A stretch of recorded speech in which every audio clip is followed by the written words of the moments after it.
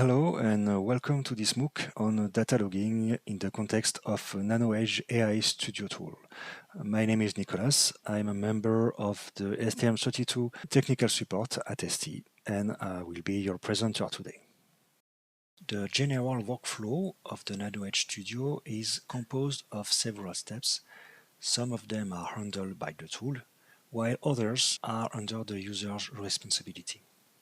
This course will provide the necessary vocabulary and understanding needed to cope with the specific steps that are the setup of a valid data logging environment, from sensor selection to data formatting, and the implementation of a data logger to collect this data on the target with the help of the STM32 ecosystem and notably the STM32 Cube IDE solution.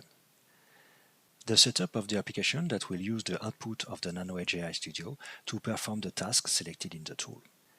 And between these steps, the data import feature supported by the NanoEdge tool will also be reviewed.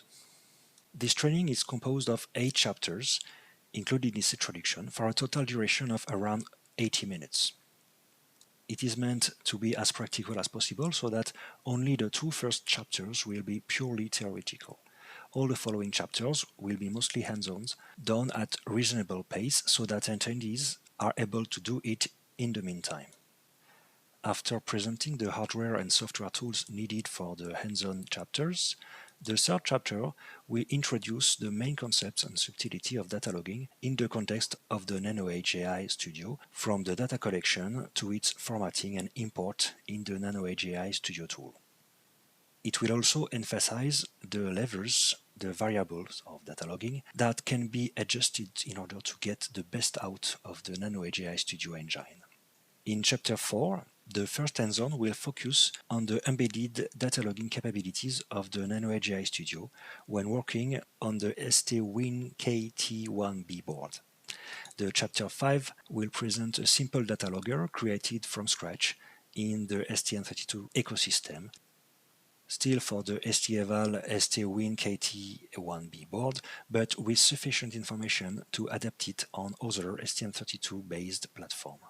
The hands-ons of Chapter 6 and 7 will use this simple data logger to demonstrate the 2 other import features of the NanoEdge AI Studio.